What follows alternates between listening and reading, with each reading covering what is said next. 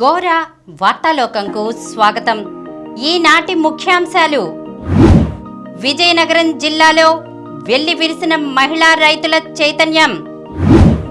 CJ రోస్టర్కే జడ్జీలు కట్టుబడి ఉండాలి. ఎన్సీసీ రెడ్ క్రాస్ మధ్య సేవా ఒప్పందం. 8 మంది భారత నేవీ మాజీ ఉద్యోగులకు ఖతార్ కోర్టు మరణశిక్ష. $1,00,000 నోట్ల వర్షం. సోషల్ మీడియా ఇన్ఫ్లుయెన్సర్ వినూత్న యత్నం. గాజాపై భూతల దాడులు. అమెరికాలో నరమేధం. 18 మందిని కాల్చి చంపిన ఉన్మాది. వచ్చే నెల నుంచి కందిపప్పు పంపిణీ. నవంబర్ 1న ఘనంగా రాష్ట్ర అవతరణ దినోత్సవం. కర్ణాటకలోని చిక్కబళ్ళాపూర్ వద్ద ఆగి ఉన్న లారీని ఢీకొట్టిన కారు. 13 మంది అక్కడికక్కడే దుర్మరణం. కూల్ డ్రింక్స్ తాగడం వల్ల కలిగే నష్టాలు. ఈరోజు వార్తలను చూద్దాం. విజయనగరం జిల్లాలో వెల్లి విరిసిన మహిళా రైతుల చైతన్యం. సాధారణంగా ఏదైనా ఉత్పత్తి మార్కెట్లోకి రావాలంటే బోలెడంత తతంగం ఉంటుంది. ముడిసరుకు తయారీ నుంచి వస్తువు మార్కెట్లోకి వచ్చే వరకు, అంటే విత్తు నుంచి విక్రయం వరకు వివిధ స్థాయిల్లో ఎంతోమంది నిపుణులు భాగస్వాములవుతారు. కానీ వీరెవరూ లేకుండా నాట్లు, ఉత్పత్తి, అక్కడి నుంచి ప్రాసెసింగ్, ఆ తర్వాత వస్తు తయారీ, ప్యాకింగ్, అనంతరం మార్కెటింగ్, ఇలా అన్నీ ఒక్కళ్లే చేస్తే విజయనగరం జిల్లా లక్కవరపు కోట మండలం రేగ పంచాయతీ పరిధిలో పచ్చని పొలాల మధ్య ఉన్న ఆరోగ్య మిల్లెట్ ప్రొడ్యూసర్ కంపెనీలో అదే జరుగుతోంది. 10 పరకో కాదు, ఏకంగా 1500 మందితో ఈ వ్యవస్థ నడుస్తోంది. అది ఒక్క మహిళలతోనే. వీరంతా ఈ రంగంలో విశేష అనుభవం కానీ పెద్ద పెద్ద చదువులు కానీ ఉన్నవారు కాదు. అందరూ సాధారణ మహిళా రైతులే.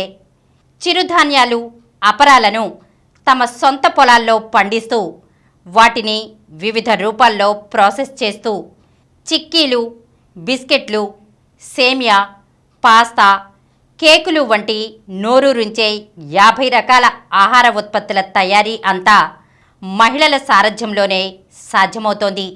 దీనికి రాష్ట్ర ప్రభుత్వం అందిస్తున్న తోడ్పాటు అంతా ఇంతా కాదు.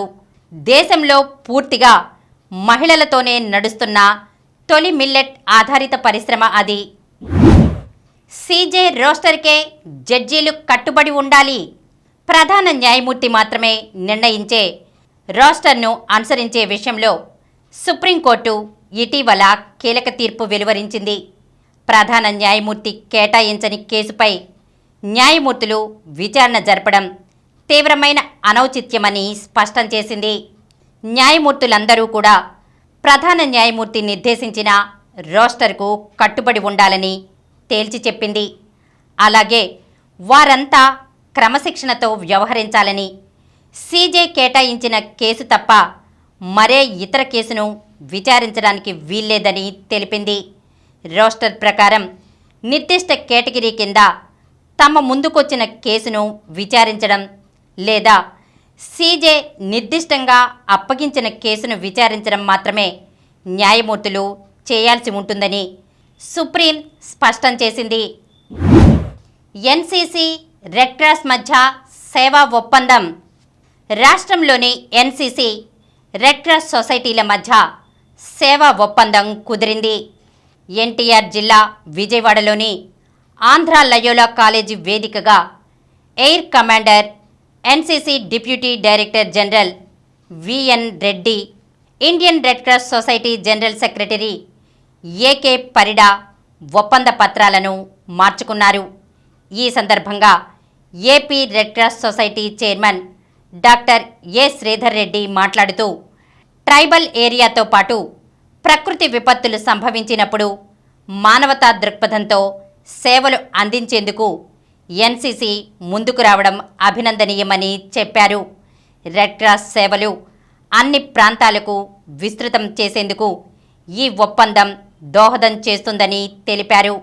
ఎయిర్ కమాండర్ విఎన్ రెడ్డి మాట్లాడుతూ, అంతర్జాతీయంగా మానవతా సేవలందిస్తున్న రెడ్ క్రాస్తో కలిసి ఎన్సీసీ పనిచేయడం ఎంతో సంతోషంగా ఉందని పేర్కొన్నారు. విపత్తుల సమయంలో ప్రజలకు అండగా నిలిచేందుకు రెడ్ క్రాస్ ద్వారా లభించిన ఈ అవకాశాన్ని సద్వినియోగం చేసుకోవాలని ఎన్సీసీకి సూచించారు. 8 మంది భారత నేవీ మాజీ ఉద్యోగులకు ఖతార్ కోర్టు మరణశిక్ష. ఖతార్లోనే ఓ న్యాయస్థానం 8 మంది భారత నేవీ మాజీ ఉద్యోగులకు గురువారం మరణశిక్ష విధించింది. దీనిపై భారత్ తీవ్రంగా స్పందించింది. ఈ పరిణామం అత్యంత ఆశ్చర్యకరమని పేర్కొంది. అత్యంత ప్రాధాన్యం కలిగిన అంశంగా భావించి ఖతార్ ప్రభుత్వంతో సంప్రదింపులు జరుపుతున్నామని తెలిపింది. అరెస్టైన వారిలో captain Saurabh Vashisht, commander Purnendu Tiwari, captain Birendra Kumar Verma, commander Sanjeev Gupta, commander Sugunakar Pakala, Amit Nagpal, sailor Ragesh అనేవారున్నారు. వీరందరికీ నేవీలో కనీసం 20 ఏళ్ల అనుభవం ఉంది. ఖతార్లోని అల్ దహ్రా అనే సెక్యూరిటీ సంస్థలో ఆ దేశ నేవీ సిబ్బందికి గత కొన్నేళ్లుగా శిక్షణనిస్తున్నారు. సంస్థకు చెందిన ఒక అధికారి అరెస్టుతో శిక్షణ కార్యకలాపాలు నిలిచిపోయాయి. అనంతరం భారతీయ నేవీ మాజీ సిబ్బందిపై గూఢచర్యం ఆరోపణల నేపథ్యంలో అధికారులు ఆగస్టులో అరెస్ట్ చేశారు. అయితే ఆ ఆరోపణల వివరాలను మాత్రం వారు వెల్లడించలేదు. అక్కడి ప్రభుత్వం అనుమతి మేరకు ఖతార్లోని భారత దౌత్యాధికారి జైలులోని వారిని ఈ నెల 1వ తేదీన కలుసుకుని మాట్లాడారని విదేశాంగ శాఖ తెలిపింది. దీనిపై ఈ సమయంలో వ్యాఖ్య చేయడం సరికాదని వివరించింది. $1,00,000 నోట్ల వర్షం. సోషల్ మీడియా ఇన్ఫ్లుయెన్సర్ వినూత్న యత్నం. ఆకాశంలో నుంచి డాలర్ల నోట్లు వర్షంలా వచ్చి పడుతుంటే చూసిన వారెవరైనా ఏం చేస్తారు? ఆత్రంగా వచ్చి ఏరుకుంటారు. అచ్చంగా చెక్ రిపబ్లిక్లో జరిగింది ఇదే. ఆ దేశానికి చెందిన టీవీ వ్యాఖ్యాత, సోషల్ మీడియా ఇన్ఫ్లుయెన్సర్ ఇదే తరహాలో హెలికాప్టర్ నుంచి అక్షరాల $1,00,000 నోట్లను జారవిడిచాడు. కామిల్ బర్తోషెక్ అనే influencer one man show the movie అనే సినిమాలో నటించారు. సినిమా ప్రమోషన్లో భాగంగా యూజర్ల కోసం ఓ కాంటెస్ట్ నిర్వహించారు. ఆ సినిమా చూసి అందులో ఉన్న పజిల్ను పరిష్కరించిన మొదటి వ్యక్తికి $1,00,000 బహుమతిగా ఇస్తానని ప్రకటించారు. అందుకోసం యూజర్లు తమ పేర్లను ప్రత్యేక వెబ్సైట్లో నమోదు చేసుకోవాలని సూచించారు. కాంటెస్ట్లో చాలామంది పాల్గొన్నప్పటికీ ఆ పజిల్ను ఎవరూ పరిష్కరించలేకపోయారు. దీంతో బహుమతిగా ఇవ్వాలనుకున్న $1,00,000 పేర్లను రిజిస్టర్ చేసుకున్న వారికి ఇవ్వాలనుకున్నారు. ఇందుకోసం వారందరికీ సీక్రెట్ కోడ్తో మెయిల్ పంపారు. అందులో హెలికాప్టర్ నుంచి నగదును జారవిడిచే ప్రాంతానికి సంబంధించిన క్లూ ఇచ్చారు. మెయిల్లో తెలిపినట్లుగానే కామిల్ ఆదివారం ఉదయం 6 గంటలకు నింబుర్గ్ జిల్లా లైసా నాడ్లబెం అనే ప్రాంతంలోని ఖాళీ ప్రదేశంలో డాలర్ల నోట్లను జారవిడిచారు. దీనికి సంబంధించిన వీడియోను ఫస్ట్ రియల్ మనీ రెయిన్ పేరుతో తన ఇన్స్టా ఖాతాలో షేర్ చేశారు. గాజాపై భూతల దాడులు. ఇజ్రాయిల్ హమాస్ యుద్ధం మరో కీలక దశలోకి ప్రవేశించింది. ఊహించినట్లుగానే ఇజ్రాయిల్ సైన్యం ఉత్తర గాజాపై భూతల దాడులు ప్రారంభించింది.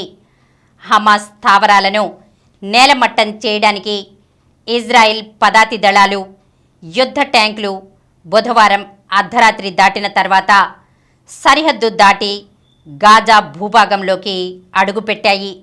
లక్ష్యాలపై స్వల్ప స్థాయిలో దాడులు నిర్వహించాయి. గురువారం తెల్లవారుజాము వరకు ఈ దాడులు కొనసాగాయి. ఉత్తర గాజాపై అతి త్వరలో పూర్తిస్థాయి భూతల యుద్ధం ప్రారంభం అవుతుందని ఇజ్రాయిల్ సైన్యం సంకేతాలిచ్చింది.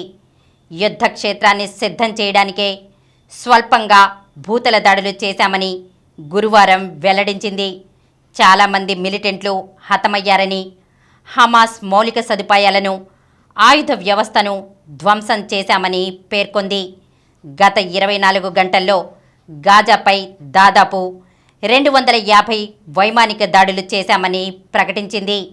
గాజాలో సహాయక చర్యలకు ఆటంకాలు సృష్టించవద్దని, భూతల దాడులను విరమించుకోవాలని ఐక్యరాజ్యసమితి విజ్ఞప్తి చేసిన ఇజ్రాయిల్ సైన్యం లెక్క చేయకపోవడం గమనార్హం. అమెరికాలో నరమేధం. అమెరికాలో మళ్లీ తుపాకీ పేలింది. మానసిక స్థితి సరిగా లేదని భావిస్తున్న ఓ సైనికుడు నరమేధానికి దిగాడు. చిన్నారులు, వారి తల్లిదండ్రులపై విచక్షణారహితంగా కాల్పులకు తెగబడ్డాడు. అనంతరం పారిపోతూ దారిలోనే ఓ బార్ అండ్ రెస్టారెంట్ పైన కాల్పులకు పాల్పడ్డాడు. ఈ దారుణాల్లో ఏకంగా 18 మంది ప్రాణాలు కోల్పోయారు. కనీసం 13 మందికి పైగా గాయపడ్డారు. మెయిన్ రాష్ట్రంలోని లెవిస్టన్లో స్థానిక కాలమానం ప్రకారం బుధవారం రాత్రివేళ ఈ ఘోరం జరిగింది. కాల్పుల అనంతరం చీకటి చాటున తప్పించుకుని పారిపోయిన హంతకుని కోసం భారీ వేట సాగుతోంది. హంతకుడిని 40 ఏళ్ల రాబర్ట్ కార్డ్గా గుర్తించారు. అతడు అమెరికా ఆర్మీ రిజర్వ్లో ఆయుధాల ఇన్స్ట్రక్టర్గా పనిచేస్తున్నట్లు సమాచారం. కొంతకాలంగా అతను మానసిక సమస్యలతో బాధపడుతున్నట్లు పోలీసులు తెలిపారు. హంతకుని ఫోటోను విడుదల చేశారు. అందులో అతను చేతిలో ఆటోమేటిక్ రైఫిల్తో కనిపిస్తున్నాడు. హంతకుడు పారిపోయేందుకు ఉపయోగించినట్లుగా భావిస్తున్న కారును ఆండ్రోస్ క్యాగిన్ కౌంటీలో స్వాధీనం చేసుకున్నారు. ఈ దారుణంపై అమెరికా అధ్యక్షుడు బైడెన్ మెయిన్ గవర్నర్తో మాట్లాడారు. వచ్చే నెల నుంచి కందిపప్పు పంపిణీ. రాష్ట్రంలో ప్రజా పంపిణీ వ్యవస్థ ద్వారా కార్డుదారులకు కందిపప్పు పంపిణీకి ప్రభుత్వం సన్నాహాలు చేస్తోంది. వచ్చే నెల నుంచి క్రమం తప్పకుండా లబ్ధిదారులకు కిలో చొప్పున అందించనుంది. తాజాగా రాష్ట్ర పౌర సరఫరాల శాఖ 10,000 టన్నుల కందిపప్పు కొనుగోలుకు హైదరాబాద్ అగ్రికల్చరల్ కోఆపరేటివ్ అసోసియేషన్ లిమిటెడ్కు ఆర్డర్ ఇచ్చింది. అయితే హాకా వద్ద కూడా తగినంత నిల్వలు లేకపోవడంతో 7,200 టన్నుల సరఫరాకు అంగీకరించింది. ఇందులో భాగంగా తొలి దశలో 3,660 టన్నులు, రెండో దశలో 3,540 టన్నులు అందించనుంది. ఇప్పటికిప్పుడు అంటే వచ్చే నెల అవసరాలకు గాను 2,300 టన్నుల సరఫరాకు సన్నాహాలు చేస్తున్నట్లు తెలుస్తోంది. అంతర్జాతీయంగా పప్పు ధాన్యాల కొరతతో రేట్లు ఆకాశాన్నంటాయి. దేశవ్యాప్తంగా పంట ఉత్పత్తులు బహిరంగ మార్కెట్కు వెళ్లిపోవడంతో భారత ఆహార సంస్థ వద్ద కూడా నిల్వలు కరువయ్యాయి. ఫలితంగా కందిపప్పు పంపిణీకి అవాంతరాలు ఏర్పడ్డాయి. నవంబర్ 1న ఘనంగా రాష్ట్ర అవతరణ దినోత్సవం. ఆంధ్రప్రదేశ్ రాష్ట్ర అవతరణ దినోత్సవాన్ని నవంబర్ 1న రాష్ట్ర ఉత్సవంగా ఘనంగా నిర్వహించాలని ప్రభుత్వం నిర్ణయించింది. సీఎం క్యాంప్ కార్యాలయంలో ముఖ్యమంత్రి వైఎస్ జగన్మోహన్ రెడ్డి ఈ వేడుకల్లో పాల్గొంటారు. ఉదయం 10 గంటలకు ఆయన జాతీయ పతాకాన్ని ఆవిష్కరిస్తారు. అనంతరం పోలీసుల గౌరవ వందనం స్వీకరించి అమరజీవి పొట్టి శ్రీరాములు చిత్రపటానికి పూలమాల వేసి నివాళులు అర్పిస్తారు. అలాగే రాజ్భవన్లో జరిగే ఈ వేడుకల్లో గవర్నర్ పాల్గొంటారు. ఇందుకోసం ఏర్పాట్లు చేయాల్సిందిగా సంబంధిత శాఖలను సాధారణ పరిపాలనా శాఖ ముఖ్య కార్యదర్శి ముత్యాలరాజు గురువారం ఆదేశించారు. ముఖ్యమంత్రి, గవర్నర్ ప్రసంగాలకు సంబంధించి ప్రోటోకాల్ విభాగం, సమాచార పౌర సంబంధాల శాఖ సమన్వయంతో పనిచేయాలని అందులో పేర్కొన్నారు. అలాగే అన్ని జిల్లా కేంద్రాల్లో రాష్ట్ర అవతరణ దినోత్సవాన్ని రాష్ట్ర ఉత్సవంగా ఘనంగా నిర్వహించేందుకు చర్యలు తీసుకోవాల్సిందిగా కలెక్టర్లు, ఎస్పీలను ఆదేశించారు. కర్ణాటకలోని చిక్కబళ్ళాపూర్ వద్ద ఆగి ఉన్న లారీని ఢీకొన్న కారు. విజయదశమి పండుగ తాలూకు ఆనందం వారి మోముల్లో ఇంకా చెక్కు చెదరలేదు. అంతలోనే మృత్యువు వారిని కబళించింది. ఏకంగా 13 మందిని పొట్టన పెట్టుకుంది. మృతుల్లో 13 మంది శ్రీ సత్యసాయి జిల్లా వాసులు కాగా మరో 3 కర్ణాటకకు చెందినవారు. శ్రీ సత్యసాయి జిల్లా గోరంట్ల, పెనుకొండ, ఓడి చెరువు, కొత్త చెరువు మండలాలకు చెందినవారు బెంగళూరులో కూలి పనులు, ఉద్యోగాలు చేస్తున్నారు. విజయదశమి సందర్భంగా సొంతూళ్లకు వచ్చి తిరిగి బెంగళూరు వెళ్తున్నారు. అలాగే కర్ణాటకకు చెందిన వారు కూడా బంధువుల ఇంట శుభకార్యానికి వచ్చి తిరిగి వెళ్తున్నారు. మొత్తం 13 మంది గురువారం తెల్లవారుజామున శ్రీ సత్యసాయి జిల్లా గోరంట్ల నుంచి టాటా సుమోలో బయలుదేరారు. ఉదయం 6:30 సమయంలో కర్ణాటకలోని చిక్కబళ్ళాపూర్ వద్ద ఆగి ఉన్న లారీని వీరి వాహనం ఢీకొట్టింది. ఈ ప్రమాదంలో 13 మంది అక్కడికక్కడే ప్రాణాలు విడిచారు. విషయం తెలుసుకున్న చిక్కబళ్ళాపూర్ పోలీసులు ఘటనా స్థలానికి చేరుకుని మృతదేహాలను బయటకు తీసి చిక్కబళ్ళాపూర్ ఆసుపత్రికి తరలించారు. ఈ మేరకు చిక్కబళ్ళాపూర్ పోలీసులు కేసు దర్యాప్తు చేస్తున్నారు. కూల్ డ్రింక్స్ తాగడం వల్ల కలిగే నష్టాలు. శీతల పానీయాల్లో వాడే సోడియం బెంజయేట్ అనే నిల్వ పదార్థం కారణంగా ఉబ్బసం వ్యాధి తలెత్తుతుంది. ఈ రసాయనం ఇతర ఆహారంతో కలిసినప్పుడు వాటిలోని పొటాషియం శరీరం శోషించుకోకుండా అడ్డుపడుతుంది. అలాగే ఈ రసాయన లాలాజలం పొట్టలోని ఆమ్లాలతో కలిసినప్పుడు అది ప్రమాదకర ఆమ్లంగా మారుతుంది. నోటితో పాటు దంతాలు కూడా ఈ రసాయన ప్రభావానికి లోనవుతాయి. దంతాల పైపొర కరిగి అన్నవాహిక దెబ్బతింటుంది. అదే పనిగా శీతల పానీయాలు తాగే అలవాటు ఉన్నవారికి దంతాలు అరిగిపోయి బలహీనపడి తేలికగా చిట్లిపోతూ ఉంటాయి. అసిడిటీ వేధిస్తూ ఉంటుంది. శీతల పానీయాల్లో ఉండే అధిక చక్కెర వల్ల తాగిన వెంటనే రక్తంలో చక్కెర స్థాయిలు హఠాత్తుగా పెరిగిపోతాయి. దాంతో రక్తపోటు పెరిగిపోతుంది. కాలేయం ఎక్కువ మోతాదుల్లో చక్కెరను రక్తంలోకి విడుదల చేయడంతో ఆరోగ్యం వేగంగా క్షీణిస్తుంది. శీతల పానీయాల్లోని ఫాస్ఫరిక్ యాసిడ్ జీర్ణ వ్యవస్థను కుదేలు చేసి సంబంధిత అవయవాలన్నింటినీ అనారోగ్యానికి గురిచేస్తుంది. ఫాస్ఫరిక్ యాసిడ్ పరిమాణం పెరగడం మూలంగా మూత్రపిండాల్లో రాళ్లు తయారవుతాయి. అంతేకాకుండా ఇతరత్ర మూత్ర సంబంధ సమస్యలు కూడా తలెత్తుతాయి. ఇప్పుడు కొన్ని సంక్షిప్త వార్తలను చూద్దాం. ఉద్యోగాంధ్రప్రదేశ్గా మార్చడమే లక్ష్యం. AP SSDC chairman Ajay Reddy.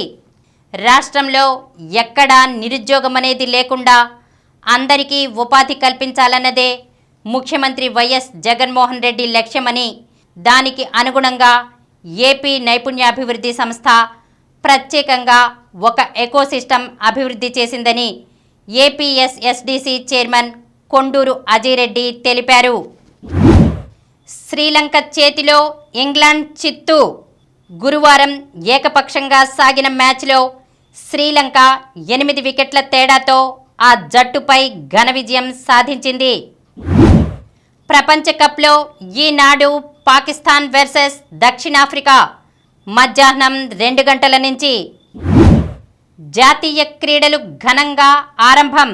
సంప్రదాయ నృత్యాలు, సాంకేతికత మాయతో భారీ ఆకారాలు, మనసును మరిపించిన గీతాలు, కళ్లను మెరిపించిన కాంతులు వెరసి 37వ జాతీయ క్రీడల ఆరంభోత్సవం గురువారం ఘనంగా జరిగింది. ఫతోర్డాలోని జవహర్లాల్ నెహ్రూ స్టేడియం అందుకు వేదికైంది. 82 పతకాలతో భారత్ రికార్డు. పారా ఆసియా క్రీడల్లో పతకమోత మోగిస్తున్న భారత్ ఓ కొత్త రికార్డు సృష్టించింది.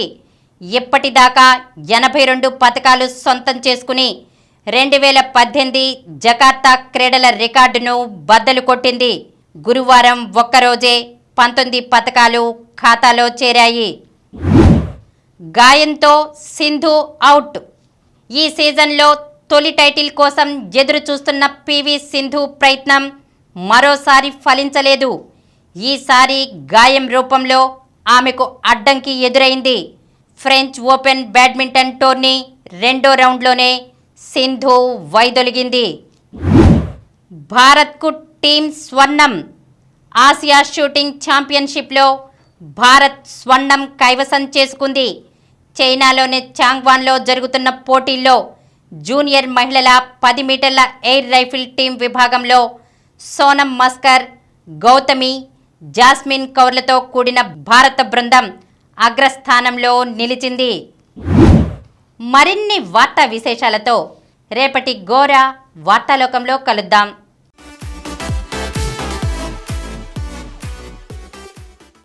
ప్రతిరోజు వార్తా విశేషాల కోసం అనతి కాలంలోనే 20 కోట్ల వ్యూస్కు చేరువలో ఉన్న డాక్టర్ సమరం మల్టీ ఛానల్ నెట్వర్క్ సమర్పించు గోరా వార్తాలోకంకు సబ్స్క్రైబ్ చేయండి, లైక్ చేయండి, మీ ఫ్రెండ్స్కి షేర్ చేయండి. అలాగే ప్రక్కనున్న గంట సింబల్ని ప్రెస్ చేయడం మర్చిపోకండి. Please download Samaram multi-channel app and watch your favorite channels from your mobile.